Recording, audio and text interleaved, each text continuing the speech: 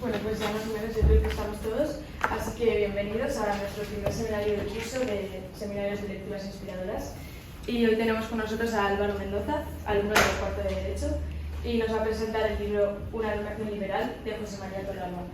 Y como siempre, pues haremos, como solemos hacer estos seminarios, que suelen ser 40 minutos de exposición del libro y luego 20 minutos en los que hay espacio para preguntar, para hacer un pequeño coloquio, comentar y todo, ¿vale? Entonces, bueno, esperamos que disfrutéis mucho y os dejo con Álvaro, que comienza con la presentación. Pues muchas gracias, Ainhoa. Pues nada, buenas tardes y muchas gracias a todos por haber venido y muchas gracias al Instituto de Empresa y Humanismo más que nada por darme a conocer este libro, porque la verdad es que me ha encantado, y luego por haberme invitado a presentarlo. Sí que quería remarcar, como ha dicho Ainhoa, que yo estudio Derecho. Entonces, ya que este es un libro que habla de humanismo, de filosofía, ¿no? Entra en temas de este estilo, pues ya os pido perdón de primeras si meto la pata o si digo alguna barbaridad, porque la filosofía no es mi especialidad. Tampoco es que lo sea el Derecho, pero... Entonces, dicho esto, bueno, sí que me sumo al movimiento de los que piensan que para conocer bien un libro, lo primero que hay que hacer es tener algunas nociones sobre su autor. En este caso, el autor de Una educación liberal es José María Torralba, que creo que es una figura bastante conocida en nuestra universidad. Actualmente es catedrático de Filosofía Moral y Política, aquí en la Universidad de Navarra, y es director del Centro de Humanismo Cívico, un nuevo centro de reciente creación que está incardinado en el ICS, el Instituto de Cultura y Sociedad, y que básicamente su objeto es estudiar el carácter y la ética profesional. Esto ya nos dice mucho de José María y de cuáles son sus intereses. Además de esto, una de las grandes aportaciones de José María Torralba a la Universidad de Navarra ha sido, durante 9 años, ser director del Instituto Core Curriculum. Esto ya del Core Curriculum es algo que, sobre todo a los que somos estudiantes, ya nos empieza a sonar, ¿no? Esas asignaturas de primero, segundo, antropología, ética, las claves culturales. Pues él ha sido uno de los grandes artífices de que en nuestra universidad disfrutemos de estas asignaturas. Bueno, disfrutemos, algunos las hemos disfrutado mucho, otros no acaban de entender muy bien pues, qué pinta la antropología si yo estudio Administración y Dirección de Empresas, ¿no? Pero bueno, ahora descubriremos que realmente estas asignaturas de ética y de antropología no son más que la punta del iceberg, o sea, el aspecto más externo, más explícito de algo mucho mayor, de algo que encuentra su fundamento precisamente en el objeto de este libro, que es la educación liberal. Básicamente, José María con este libro tiene 3 objetivos principales, que él mismo comenta en la introducción. El primero es presentar y explicar este concepto, ¿no? ¿Qué es la educación liberal? Y cuáles son los principios teóricos que la articulan. En segundo lugar, realiza un recorrido histórico a lo largo de la evolución de este concepto, su estado actual, los problemas a los que se enfrenta y qué posibles soluciones se han encontrado a, como veremos, la situación un poco difícil de la universidad en cuanto a la educación humanista o humanística en la actualidad.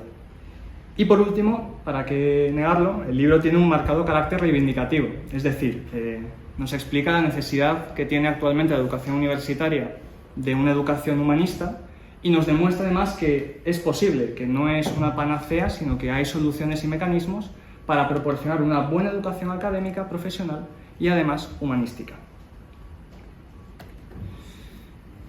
Dicho esto, y siguiendo un poco este esquema que él mismo nos proporciona, vamos a comenzar explicando el concepto que aporta José María de educación liberal. En el primer capítulo del libro comienza con esta frase un tanto polémica, ¿no? Que llama la atención, que la dijo allá por 2008 un cargo político español, que en la elegancia que caracteriza a José María escribiendo, pues no nos dice quién es, ¿no? Pero que dijo lo siguiente: si uno quiere estudiar filología clásica por placer, se lo tendrá que pagar. Él no entra en el debate de si la educación universitaria debe ser gratuita, de pago, cuánto hay que pagar por ella. Lo que sí que llama la atención de esta expresión es el por placer. O sea que, en cierto sentido, el señor que comentaba esto tenía el presupuesto en su cabeza de que estudiar filología clásica o estudiar latín o estudiar filosofía son lujos, son caprichos que uno se da y que por tanto, pues cómo va a ser financiado por el sistema público, ¿no?, universitario. Claro, esto es también algo que podemos tener muchos de nosotros en la cabeza. Pero José María pasa a explicarnos en qué consiste exactamente la educación humanística y por qué esto, dicho así mal y pronto, es una barbaridad. El título del libro es Una educación liberal.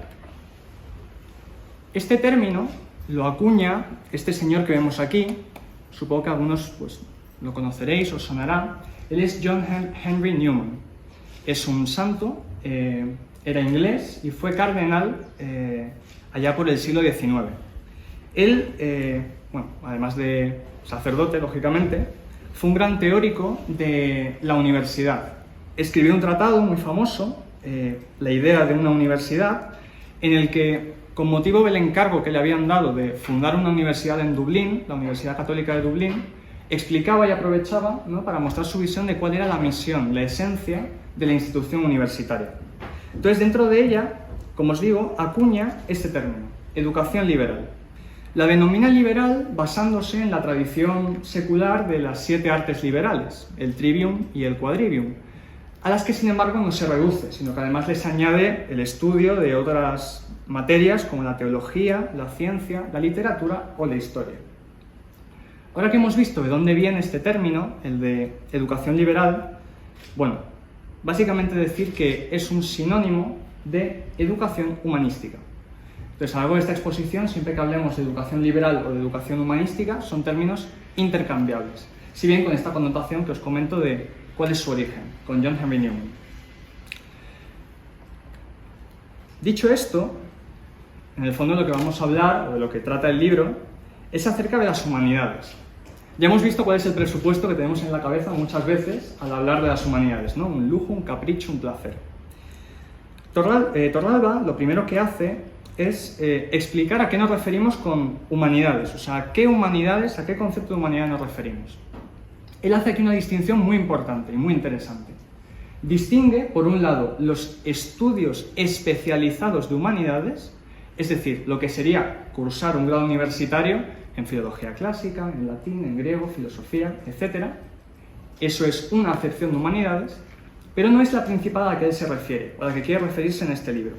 Él, cuando habla en una educación liberal de humanidades, a lo que se refiere es a la educación humanística general, que ahora pasaremos a explicar qué notas tiene y en qué consiste. Hecha esta distinción, él se pregunta, bueno, ¿y esta educación humanística general para qué? ¿Es un capricho, como mucha gente piensa?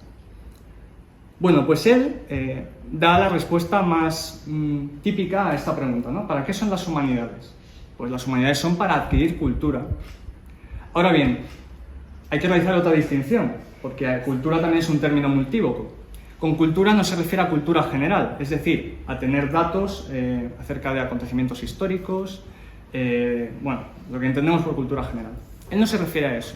Él, cuando habla de cultura, se refiere a la cultura en el sentido orteguiano, de Ortega y Gasset, el que él proporcionaba en el libro Misión de la Universidad, que también pues venía a ser un ensayo sobre los principios y la misión de la universidad. Ahí, Ortega y Gasset definía la cultura como el conocimiento del sistema de ideas y convicciones sobre lo que es el mundo, sobre lo que es el hombre y sobre la jerarquía de valores que poseen las cosas y las acciones. Como vemos, es algo con mucho más fondo que el mero conocimiento de datos históricos para dar conversación. No sé si me explico. Dicho esto, teniendo en cuenta que este es el concepto de humanidades que manejamos en este libro, Torralba afirma que ya desde sus inicios la misión de la universidad ha sido transmitir a los estudiantes esta cultura, este sistema de convicciones y de ideas, de forma que los estudiantes maduren intelectualmente, se perfeccionen como personas y se formen como ciudadanos libres. Digamos que es transmitirles el suelo sobre el que se asienta su vida en sociedad, habiendo nacido en España en el siglo XXI. Dicho esto, José María distingue 3 caracteres o 3 rasgos principales que debe tener cualquier modelo de educación humanística, así como lo hemos definido.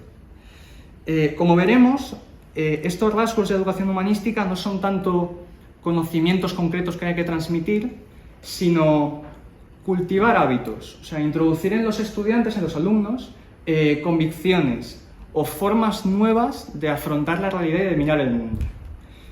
El primero de estos rasgos es que una educación humanística debe cultivar la perspectiva sapiencial. Esto suena así muy...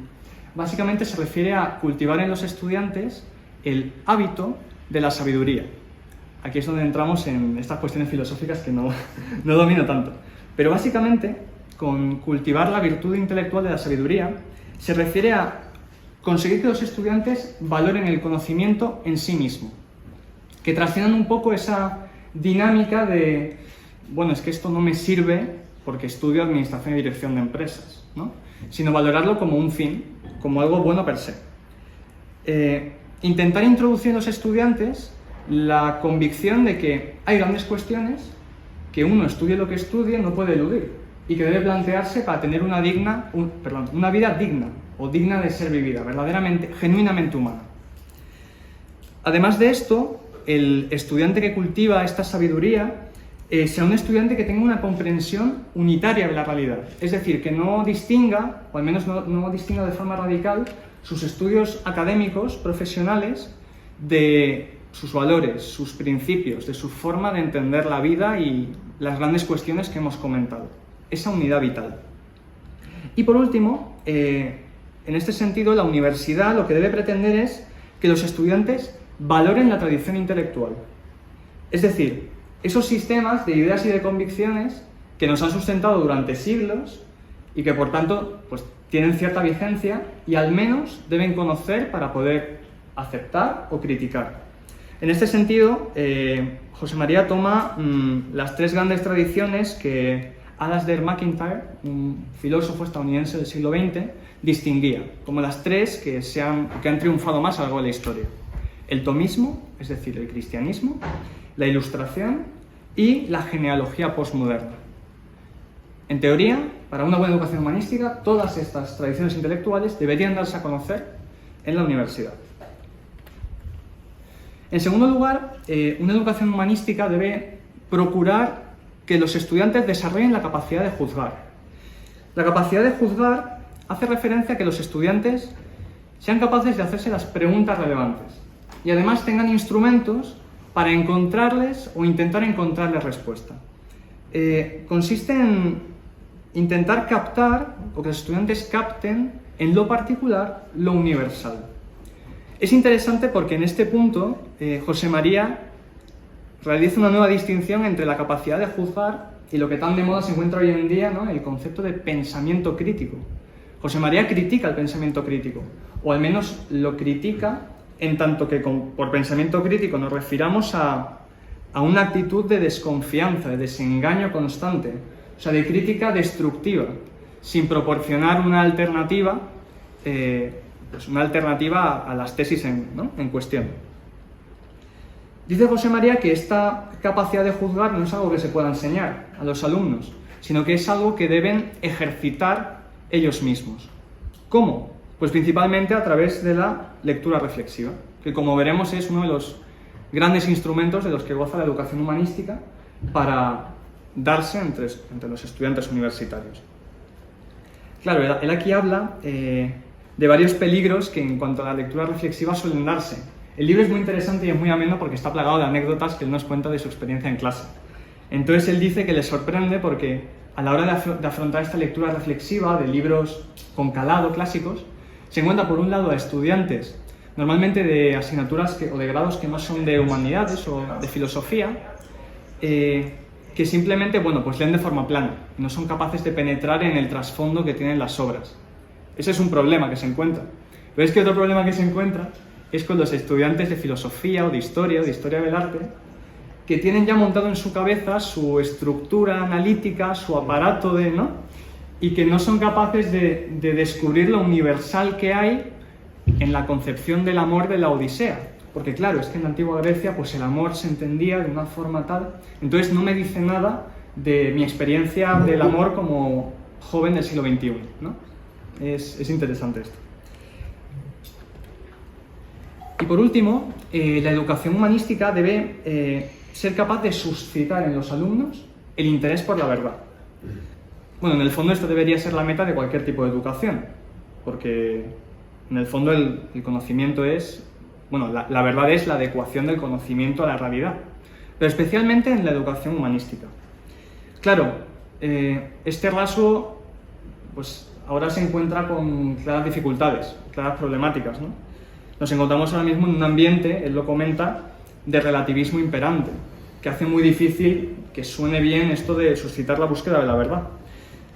Por otro lado, nos encontramos con otras posturas que hoy en día son claramente dogmáticas. La cultura de lo políticamente correcto. No se puede disentir, ya hay una verdad preestablecida, ¿no?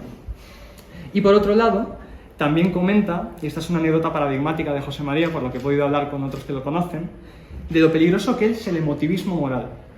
Él cuenta que una de las mayores crisis que ha sufrido como docente fue en una clase, no dice de qué asignatura, pero en la que se ve que durante varias sesiones discutieron sobre un tema candente, ¿no? O sea, uno polémico y controvertido de actualidad, y estuvo varias clases discutiendo con sus alumnos. Fueron tomando nota, fueron argumentando, contraargumentando, y en la última clase hicieron pues un resumen de todo lo que habían estudiado, ¿no?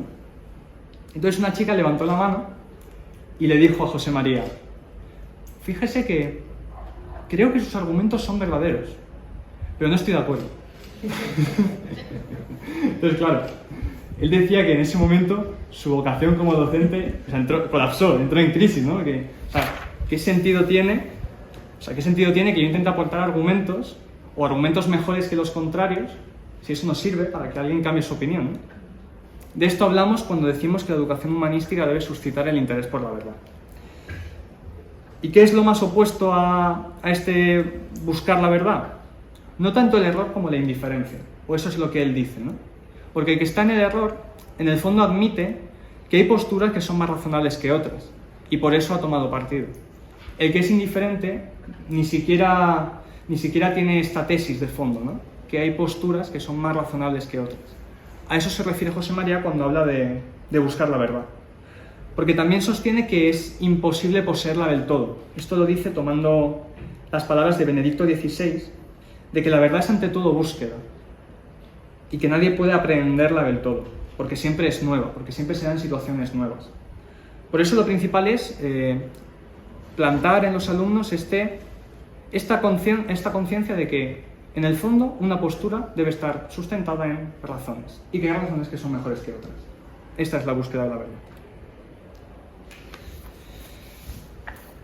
Más o menos pues explicado qué es lo que entiende José María por educación liberal o por educación humanística, procede a explicar de dónde surge este concepto, cómo se desarrolla, y bueno, a eso es a lo que vamos a ver.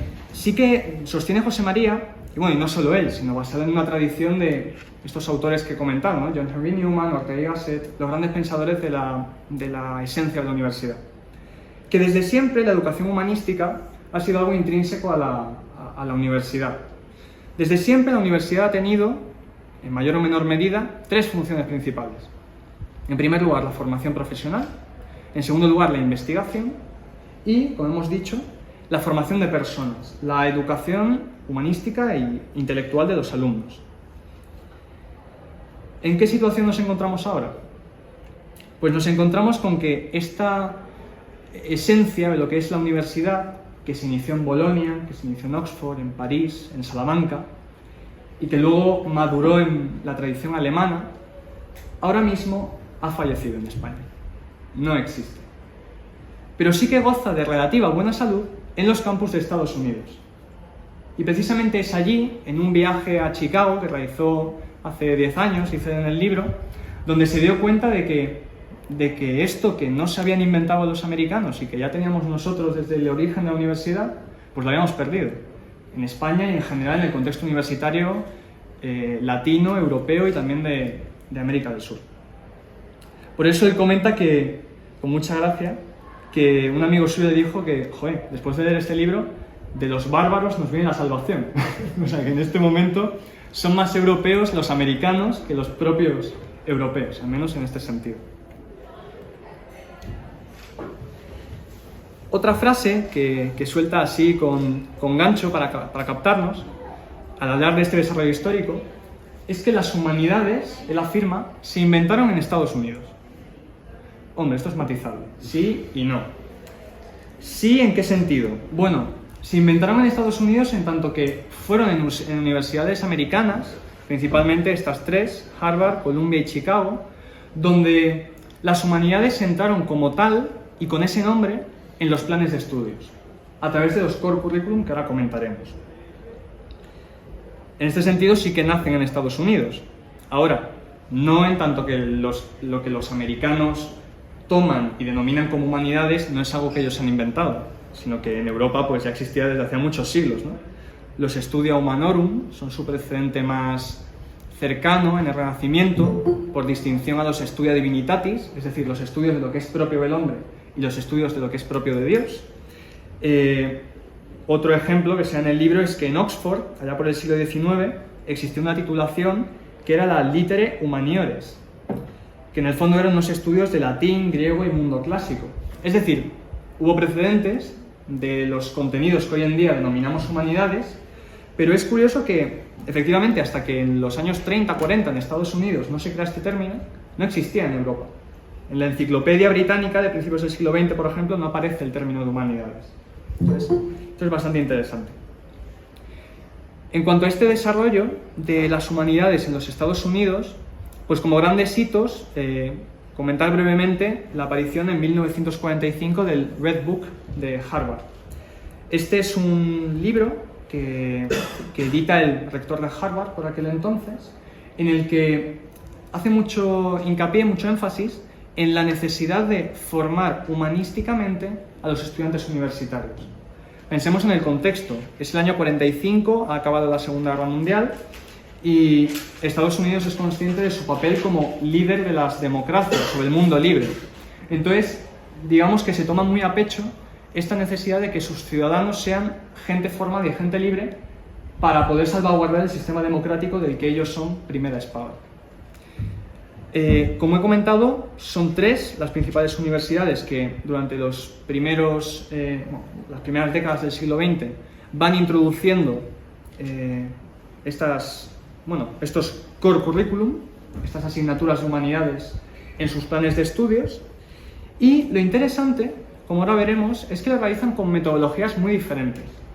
Unas apuestan por la lectura de grandes libros, otras por grandes seminarios monotemáticos, otras por pequeñas asignaturas de menor profundidad pero más distribuidas. Sin embargo, aunque las metodologías cambian, en el fondo todas comparten los mismos objetivos que aparecen en este Red Book de Harvard, que son el consensus, es decir, lograr que los estudiantes sientan un verdadero compromiso con el proyecto de sociedad que deben defender y con los valores de esa sociedad. En segundo lugar, el civility, que ellos llamaban, es decir, inculcarles el valor de la tradición occidental, de la que son herederos, y luego la huida de la specialization y su otra cara, que es la interdisciplinarity, es decir, que los estudiantes no se reduzcan a su ámbito de conocimiento, a su grado, sino que estén abiertos a no solo la educación humanística, sino otras vertientes profesionales intelectuales. Dicho esto, ¿con qué desafíos, que no son pocos ni pequeños, se encuentra la educación humanística? Bueno, se fue encontrando a lo largo del siglo XX y todavía persisten hasta ahora, como veremos, porque no hace falta más que mirar nuestro panorama universitario actual. El primero de los desafíos de la educación humanística universitaria es que, al menos en Europa o en nuestro contexto, nos encontramos con que el modelo de universidad que tenemos es el modelo napoleónico francés. Este es un modelo universitario que suprime la faceta humanística de la universidad en pos de la profesionalización de las universidades. La universidad se convierte en una industria del conocimiento, más que en un templo del conocimiento. Entra la lógica de la empresarialización, de la eficiencia, ¿no? Esto se ve muy claro con, reciente o no tan reciente, pero liberalización de los grados universitarios que ha habido en España. Actualmente, tampoco soy experto, pero se ve que las universidades pueden más o menos ofertar grados que, como vemos, cada vez son más reducidos, más especializados, más concretos, ¿no? Esto en el fondo lo que denota es que ha triunfado esta lógica de generar profesionales muy cualificados, muy especializados, pero claro, sufriendo esta educación humanística o esta interdisciplinariedad que una educación integral debería aportar a los alumnos. Y por otro lado, bueno, esto también es algo que percibimos todos los estudiantes, existe un claro encarrilamiento en nuestros estudios universitarios. Es decir, uno cuando entra a estudiar un grado sabe perfectamente más o menos en qué puesto de trabajo acabará. Y si no lo sabe, uno se pone muy nervioso. Esto es algo que tenemos muy interiorizado, pero que es muy propio de nosotros. En Estados Unidos y en la tradición alemana, por lo que cuenta José María, no hay un nexo tan necesario entre lo que uno estudia y en lo que uno acaba trabajando. Por otro lado, otro desafío de la educación humanística es el del concepto de multiversidad, que acuña Clark Kerr. Él fue el primer canciller de la Universidad de Berkeley, allá por 1948, y a lo que hace referencia a este concepto, muy relacionado con el anterior, es a que hoy en día en la universidad vemos una atomización del conocimiento, una excesiva departamentalización. Es decir, cada facultad, incluso dentro de cada facultad, cada conjunto de profesores, digamos que van un poco a su bola, profundizan en su conocimiento, pero no acaban de establecer nexos con los demás. Cuenta con mucha gracia que la universidad ha acabado convirtiéndose en un conjunto de estructuras organizativas comunes. Es decir, un conjunto de profesores unidos exclusivamente por las quejas sobre el parking. Pero nada más, porque están totalmente desconectados unos de otros. Y por último, otro gran desafío al que se ha estado enfrentando la universidad, pues vino como consecuencia de la Revolución Cultural de mayo del 68.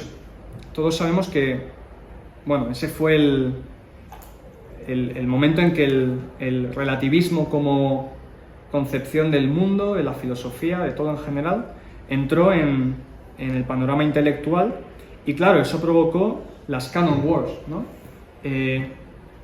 Directamente se cuestionaba que hubiera autores que merecieran ser estudiados. Se cuestionaba la tradición en sí misma, porque se consideraba liberticida, se consideraba que coartaba a los alumnos, ¿no?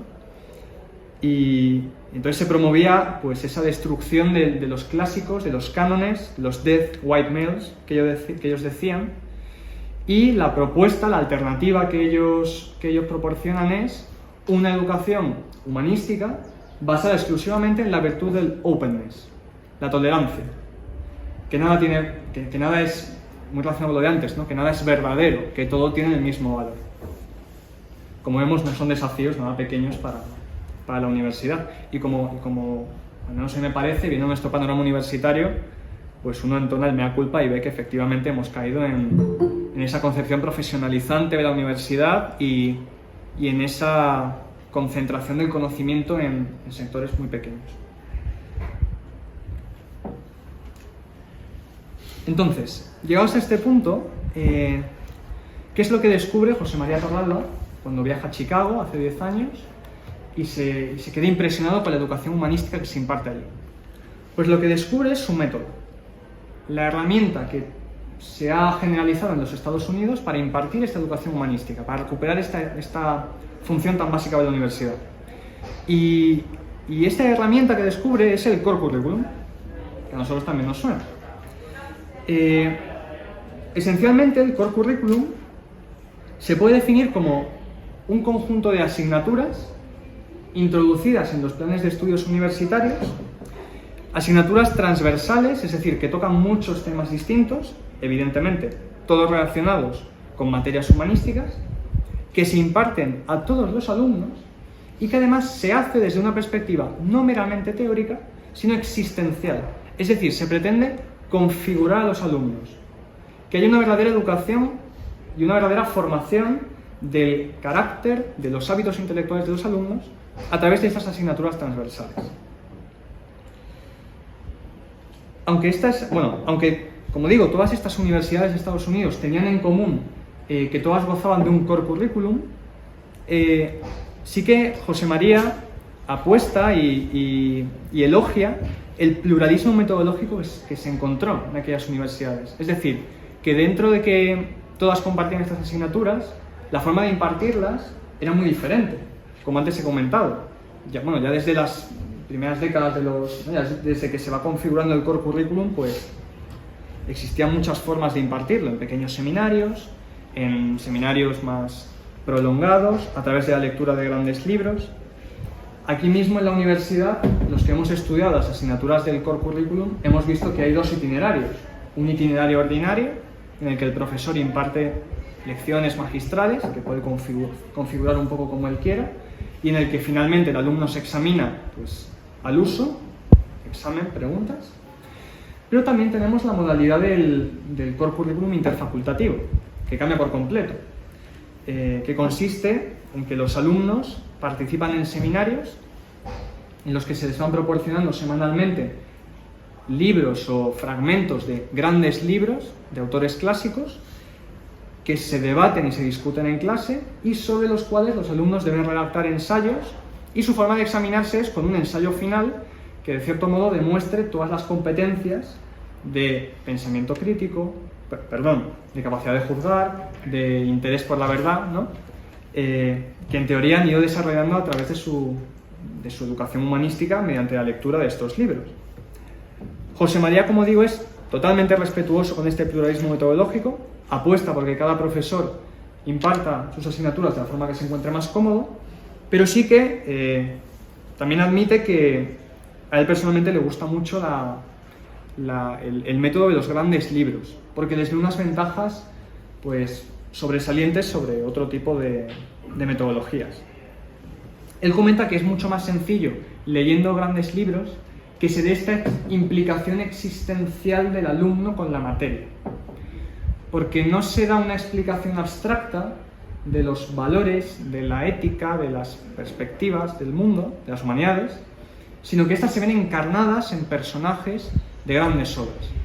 Es decir, no es lo mismo pues entender el amor a través de una explicación abstracta que verlo en Penélope y en Odiseo al leer la Odisea, por ejemplo, ¿no? O las perspectivas que se pueden tener ante la muerte explicadas de forma abstracta o viéndolas en la muerte de Iván Illich, ¿no? Es mucho más sencillo que que el alumno se introduzca y haga suyo lo que se está explicando o los temas que trata el autor. Además, todas las ventajas que siempre trae el acudir a fuentes primarias. Fomenta la capacidad de enjuiciar, el análisis de los alumnos, la capacidad de no quedarse en la superficie, trascender su aparato analítico, ¿no? Y ayuda a educar la mirada, a ver más allá de lo superficial. Él, en definitiva, aboga por la técnica de los grandes libros sin desmerecer todas las demás. Y claro, obviamente, él ha sido uno de los grandes artífices, como decíamos al principio, del Instituto Core Curriculum y del Core Curriculum propio de la Universidad de Navarra. Entonces, creo que es bueno también que, visto todos estos fundamentos de la educación humanística, pues también hagamos gala un poco de lo nuestro y de cómo somos de las pocas universidades en España que poseen educación humanística, estricto sensu, es decir, que poseemos un core curriculum introducido en nuestro plan de estudios. Estos extractos están sacados de la página web del Instituto Core Curriculum, y si uno los lee, pues se da cuenta de que punto por punto se busca cumplir con los rasgos que hemos explicado que tiene la educación humanística. Como vemos, ¿no? Objetivos: desarrollar la capacidad de juicio, la libertad intelectual de los estudiantes, una interpretación global de la realidad, que descubran la verdad, el bien y la belleza en el mundo y en el ser humano. Se ve que José María se quedó deslumbrado con lo que vio en Chicago y fue capaz de implantar algo similar aquí en nuestra universidad. Y además es cierto que se nota ese orgullo, también tratado con la modestia y la elegancia que le caracteriza, ¿no? Pero de que cerca de 1000 alumnos han pasado ya por esta educación humanística que aporta nuestra universidad. Pero también tratando de la educación humanística en nuestra universidad, bueno, él hace un desarrollo mucho más amplio e interesante en el libro. Yo simplemente me quería quedar con otro punto que me ha parecido muy interesante, y es que además del desarrollo de un core curriculum, como digo, otra de las medidas que se tomaron para fomentar la educación humanista de los alumnos fue el Plan de Formación Global de Grado. Dice que lo mejor de este plan no es el nombre, pero que allá por 2014 la universidad empezó a plantearse cómo podía mejorar la educación humanista que recibían sus alumnos. Entonces se hizo una serie de preguntas que se fueron respondiendo con el tiempo. ¿Qué tipo de profesional necesita la sociedad? ¿Qué tipo de abogado? ¿Qué tipo de médico? ¿No? ¿Qué cualidades necesita? Y si el plan de estudios de la universidad responde a ello. Entonces, después de una labor de varios años de reflexión, se ve que la universidad llegó a esta conclusión. El plan de estudios debía ser un conglomerado armónico de estos tres tipos de asignaturas. Por un lado, evidentemente, todo plan de estudios debe gozar de asignaturas técnicas, derecho civil, derecho mercantil, derecho penal, etc. Pero también es muy importante que haya asignaturas acerca de los presupuestos y las implicaciones que tiene el grado que uno está cursando. Es decir, filosofía del derecho, teoría del derecho, deontología jurídica, etc., historia del derecho, que permitan al estudiante hacerse cargo de que no son cuestiones meramente técnicas, sino que tienen un sentido y un fundamento. Y luego, evidentemente, las asignaturas del core curriculum, que ya más allá de lo estrictamente profesional, pues amplían las miras del estudiante y le hacen cultivarse como persona. En el fondo, todas estos tres conceptos a lo que apuntan es a que la universidad pretende que sus estudiantes consideren el trabajo un servicio y que esto se convierta en el común denominador de todos los grados y de todas las titulaciones. Y ya como me quedan 30 segundos, pues para acabar, bueno, es un poco paradójico porque voy a acabar con la primera frase del libro, que dice el caballero que escribe el prólogo, Roosevelt Montaz, un profesor de allí de Estados Unidos que se ve que fue íntimo amigo de José María. Y la primera frase del libro es que este es un libro importante. Es un libro importante, bueno, yo lo considero importante, o para mí ha sido importante, al menos en dos aspectos. Evidentemente en el académico, porque hemos visto, yo creo que José María más o menos consigue que nos demos cuenta de lo necesaria que es una educación humanística y de que, joder, además es posible. O sea, aquí se ha conseguido y podría conseguirse en otras universidades. A nivel académico el libro es riquísimo y aporta un montón. Pero además, en el plano más personal, me ha ayudado mucho encontrar el sustento, la estructura teórica de un montón de intuiciones que yo, como alumno que ya ha pasado por el core curriculum, percibía. Cuando uno notaba que al leer una obra clásica, pues eso no le era indiferente, sino que dejaba un pozo en él, que dejaba inquietudes, que cambiaba perspectivas y formas de ver el mundo. Entonces, creo que para todo estudiante que ya ha cursado las asignaturas de core, pues leer este libro y darse cuenta del inmenso fundamento que tiene, pues es muy bonito y la verdad es que es muy interesante. Y dicho esto, pues muchas gracias y comentamos lo que queráis. Yo había puesto por aquí algunas cuestiones que igual podemos tratar o no, lo que consideréis oportuno, pero, por ejemplo, otro tema del que puedo soltarlo, ¿preferís comentar vosotros o yo suelto una pregunta y...? ¿Sí? Por ejemplo, es un apartado del libro que, bueno, por cuestión de tiempo no me ha dado tiempo a comentar, pero claro, hasta ahora de lo que hemos estado hablando es de la educación intelectual, digamos, ¿no? La educación intelectual de los alumnos. Pero José María dice que eso se queda corto, que no es suficiente, que la educación humanística, para que lo sea verdaderamente, debe ser tanto educación intelectual como educación del carácter. O sea, no basta con que los alumnos sepan qué es lo bueno, sino que sean capaces de llevarlo a cabo. Entonces, no sé qué opináis, si el core curriculum responde a esto. Yo sí que, por ejemplo, llevarlo un poquito para casa. Bueno, yo vivo en un colegio mayor, yo vivo en Belagua, llevo 4 años viviendo en Belagua, y sí que me parece que en el contexto universitario los colegios mayores hacen mucho por lograr esta educación del carácter, más incluso que la universidad. Porque, o sea, es cierto que la educación intelectual genera un contexto y un ambiente que facilita la educación del carácter, pero al menos mi experiencia ha sido que donde uno verdaderamente cultiva virtudes y adquiere hábitos buenos, es en aquellos sitios en los que se roza con ellos, o sea, los ve y los vive él en otras personas, con los colegiales mayores que a uno le dan ejemplo, o cuando uno es mayor, pues esforzándose por ser ejemplar con los pequeños. Me parece que los colegios mayores hacen mucho por esto. Sí. Bueno. Hola, Álvaro, ¿no? Sí. Mi nombre es Pablo. Agradecerte por el tiempo y el esfuerzo y 2 preguntas. Cuando vi el seminario dije, educación liberal, ¿y qué otras educaciones hay? Eso como que, ¿de qué otra cosa estamos hablando que no sea liberal? Eso es lo primero que me surgió al escucharte. 2, en tu relato se me parecieron los chinos y dije, ¿y cómo aprenden los asiáticos? Por ejemplo, una de las cosas que a mí me fascina del mundo asiático es la concepción del tiempo y la trascendencia. Digo, ¿qué tendrá que ver eso en esta dimensión? Me fue apareciendo preguntas, ¿no? Y tercer elemento, se me apareció Israel. ¿Cómo cultivan las cosas que hacen para formar a los israelitas? Y fíjate que a los 18 años te meten a dirigir un pelotón. 25 personas. O sea, te enseñan a ser gerente desde chiquitito. Eso es educación de carácter.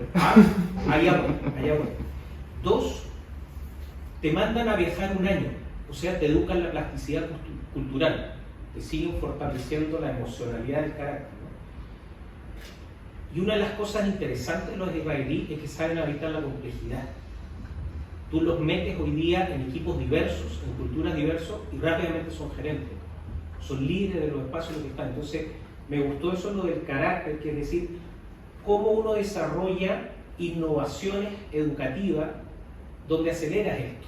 Porque esto es un proceso largo, esto requiere tiempo, requiere madurez, heridas de guerra en la vida, ¿no? ¿Cómo aceleras eso? Es como, yo digo, ¿cómo uno hace que un niño adolescente que ha vivido bien, yo lo veo con mi hijo, ¿no? Digo, ¿cómo lo educo para que sea autónomo, responsable de sí mismo cuando tiene todo? Lo voy a mandar 1 año a vivir solo y que aprenda a decir, me voy de fiesta o guardo esa plata para tomar desayuno. Listo, lo eduqué inmediato en la adultez, ¿no? Porque no tengo otra experiencia de cómo buscar. Entonces, me surgieron esas 3 cosas, me gustó porque me generaron estas preguntas, los chinos, los israelíes y 2, ¿qué otra educación hay? Qué interesante. Muchas gracias. Hombre, sí que del libro El gran ataque que hace José María, o sea, antepone la educación liberal a la educación estrictamente profesional. Okay. Esa es la gran oposición que hace. Y no porque realmente sea una oposición, o sea, una buena universidad, como hemos visto, o sea, tiene 3 funciones. Sí. Y si alguna de ellas falta, la universidad se queda un poco coja. Él lo que critica, y él la oda que hace, ¿no? El elogio de los grandes libros que realiza, es a que se ha olvidado uno de esos 3 pilares, que es la educación intelectual de los alumnos. Más allá de esa lógica del mercado que ha entrado en las universidades. Esta es otra pregunta que él se hacía. Él decía, bueno, pero podría defenderse que esta ha sido una evolución natural de las universidades, porque resulta que es que ahora lo que la sociedad demanda de las universidades es esto. O sea, son profesionales cualificados y ya está. Pero claro, él decía, bueno, ¿esto es lo que la sociedad demanda o lo que el mercado demanda? ¿No? Entonces, evidentemente, el mercado demanda profesionales cualificados, muy especializados. Y que además, cuanto menos libres sean, pues mejores consumidores o consumidores más acríticos serán, ¿no? Entonces, yo creo que esos otros tipos de educación, por así decirlo, son pues, la profesional. Y hombre, también yo entiendo que él se refiere a a que una educación que adoctrina exclusivamente no es una educación humanística, porque el adoctrinamiento no suscita el interés por la verdad. O sea, el introducir, el sustituir, digamos, esta educación humanística por un sucedáneo que sea el dogmatismo, packs ideológicos cerrados, pues es una forma de educar intelectualmente, pero mucho más pobre, que tampoco es tan acorde a la dignidad de la persona. Y respecto a China y Israel es que no entendía, sabría decirte. muy interesante. Sí, sí, sí. Bueno, antes de pasar a la siguiente pregunta, aprovecho para deciros que nos seguís de manera virtual, también podéis poneros preguntas en el chat y también preguntar lo que queráis. Bueno, ya, ha estado muy bueno. El libro pues, me hizo tentado a leerlo el día a día, pero bueno, no acabo de terminar otros y típica excusa que no se pone para no avanzar con el siguiente libro. Pero en fin, me llama mucho la atención porque justo en la etapa en la que estoy trabajando ahorita en la tesis es puntualmente misión de la universidad. Entonces, me ha tocado leer por John Henry Newman, Ortega Gasset, Carl Jaspers y otros académicos que han ahondado en el tema de la misión de esta institución a la que llamamos universidad. Entonces, resulta interesante porque cuando uno se pone a andar en la historia del origen de la universidad, se da cuenta que la universidad nace, y muchos dicen que nace con la aspiración de la búsqueda de la verdad. Sin embargo, no deja su parte, que es un elemento constitutivo de su fundación, el hecho de la formación profesional. O sea, la universidad cuando nace en Bolonia, pues también parte de esa premisa que se necesita cierta formación profesional. Que lo que ha pasado es una crítica que hace Adam Bloom también y que hace muy bien, por lo que hizo, lo que ha expuesto magistralmente sobre el libro Chema Torralba, es esta formación profesional, la radicalización de la formación profesional como eje transversal de la misión universitaria, cosa que pues ha distado un poco de esa universidad de la Edad Media. Llama la atención porque cabal algo que decía también John Henry Newman es que la universidad, la esencia es la búsqueda de la verdad, o sea que la misión es la verdad. La verdad tiene dos atributos. Entonces el atributo de la universidad como poder y como belleza. Entonces el poder es la verdad como utilidad, o sea el conocimiento como utilidad, y es ahí donde entra el aspecto de la formación profesionalizante. Y luego, cuando dice la verdad, el atributo de la belleza, habla acerca exactamente de eso, ¿no? De buscar lo de la educación liberal. Pero sí, totalmente, o sea, se me ha hecho muy interesante y te agradezco, aprovecho de este comentario ahí un poco que me sirve a mí para aclararme un poco lo que tengo que ir a escribir después, pero también me anima a leer el libro que parece que pues, está muy bien y que lo he explicado con mucha claridad. Así que nada, gracias y venga, hablar, ¿hay más? ¿No? Sí, pues totalmente. De hecho, ahora que traes esto a colación, es muy interesante porque también dedica un capítulo, José María, a hablar de la universidad como hija, en el fondo, también de la Iglesia, o sea, del cristianismo, ¿no? Y la íntima relación que hay entre la religión cristiana y la universidad. Y, bueno, él dedica bastantes páginas a esto, pero me llamó mucho la atención pues esto que dice, o sea, cómo, ya que la misión de la universidad es la búsqueda de la verdad, no son identidades incompatibles.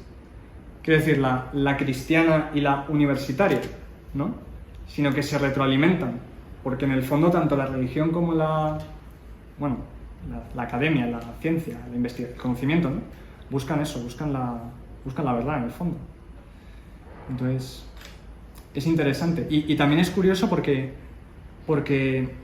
comenta cómo en Estados Unidos muchas de las universidades empezaron teniendo un ideario, o sea, casi todas tienen un germen protestante, lógicamente, pero todas comienzan con un ideario, poco a poco se van secularizando y en Estados Unidos al menos las que más prestigio tienen en cuanto a educación humanística son también aquellas pocas que han conservado su identidad cristiana.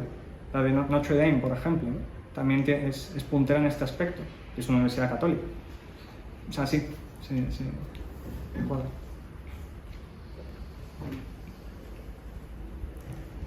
Él se ha leído el libro, entonces me da miedo de que vaya a preguntar. No, solo quería preguntar, pero pedirte si nos pudieras contar algo más sobre la multiversidad. que es el otro término que utiliza, ¿no? Para estas universidades que se han salido del camino que propone, pero el verdad que a mí no me quedó de todo claro, no sé si nos podría decir algo más. Vale. O sea, el concepto de multiversidad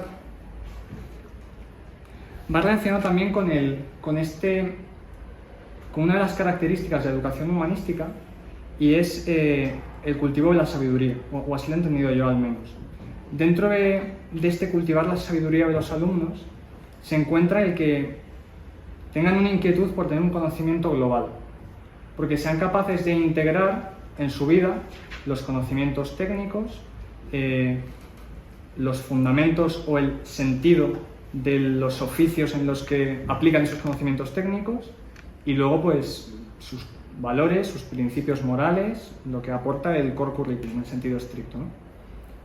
Entonces, ¿qué sucede? Que cuando en una universidad no existe un proyecto común, como sí que hay en la Universidad de Navarra, como hemos visto con este plan formativo global, ¿no? En el que se busca que todos los estudiantes sean conscientes de que el trabajo debe ser un servicio, o de que esa es la máxima expresión del trabajo es cuando este es un servicio, ¿no?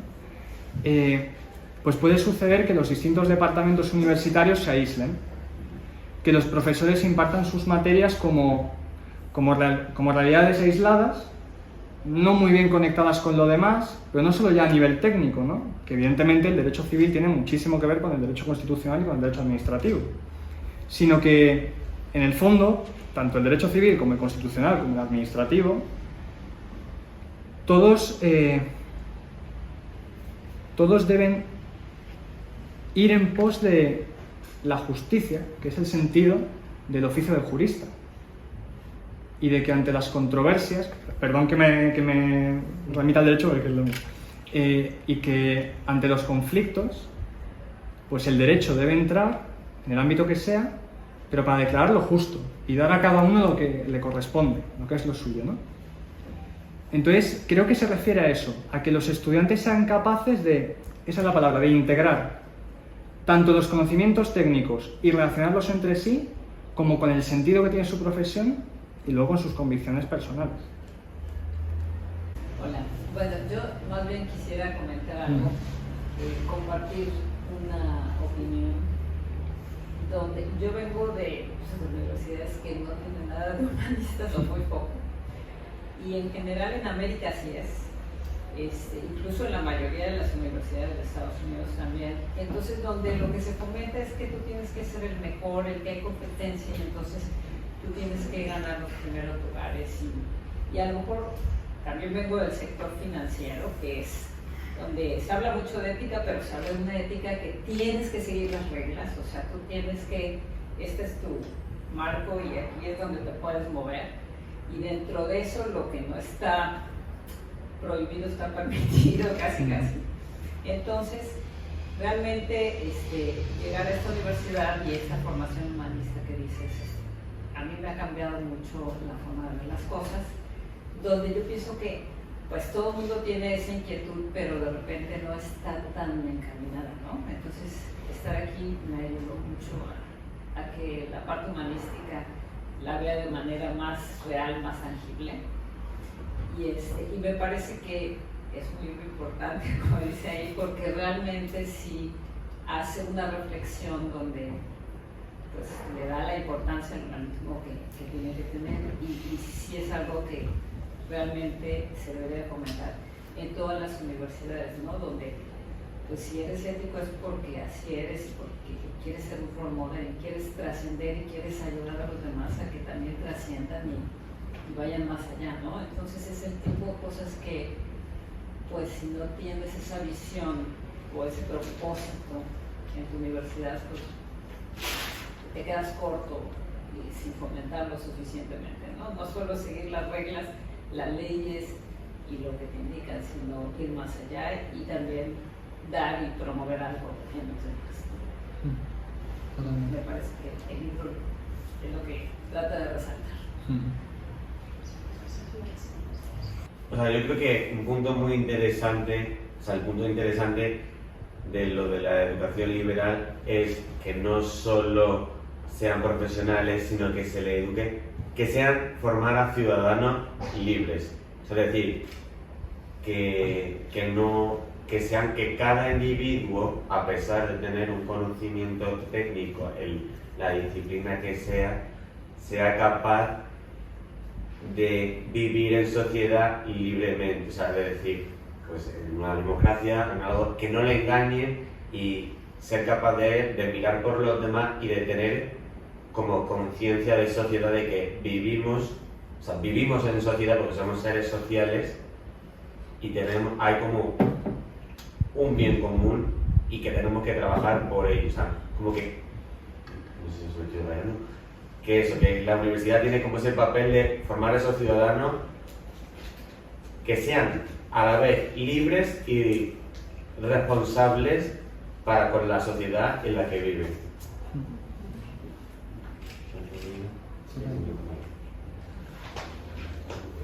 A mí me gustó mucho el libro también, me parece que suscita muchas cosas.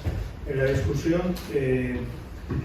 o sea, entiendo esa contraposición, porque no es una oposición, entre educación liberal o humanista y profesionalizante, pero fíjate, no me gusta demasiado ponerle el adjetivo profesional a ese otro tipo de educación habitual. Yo le pondría más el adjetivo técnico.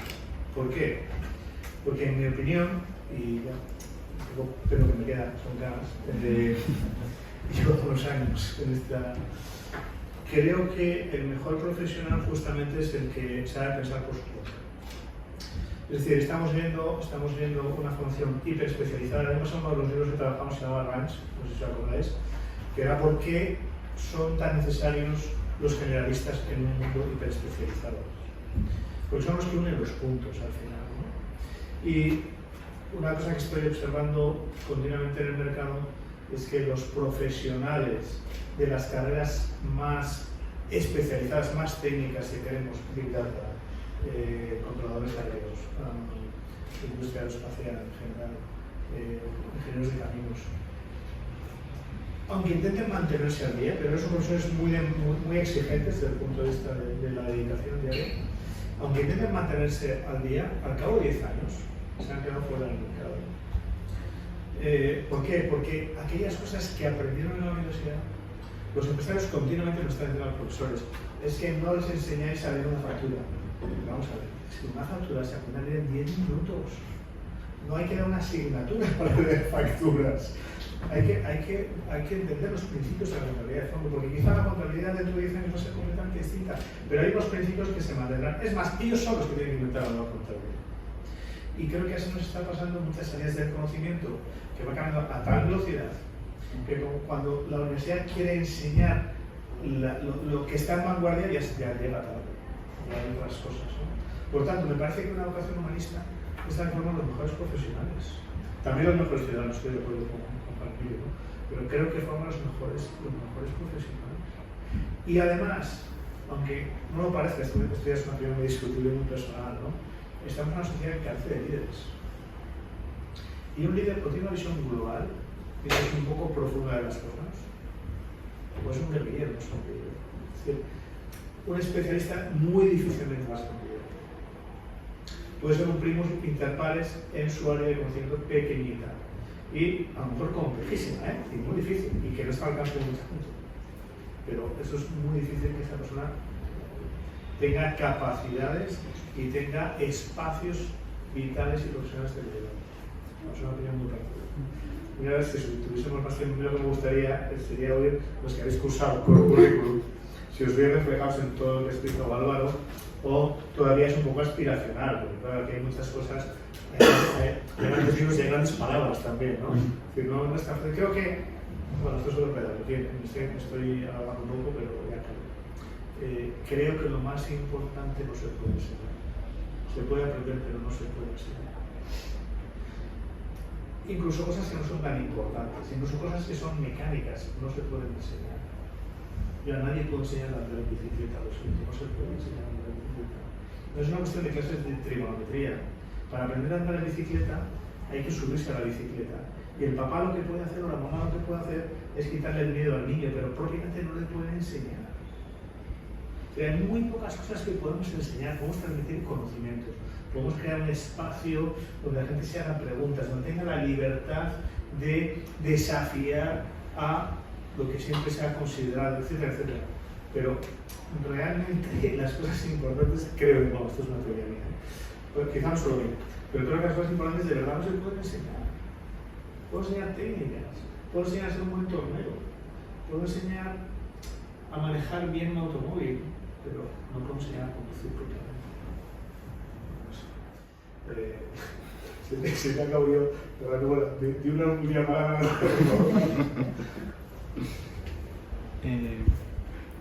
Pues leer el libro porque es magnífico. Bueno, muchísimas gracias.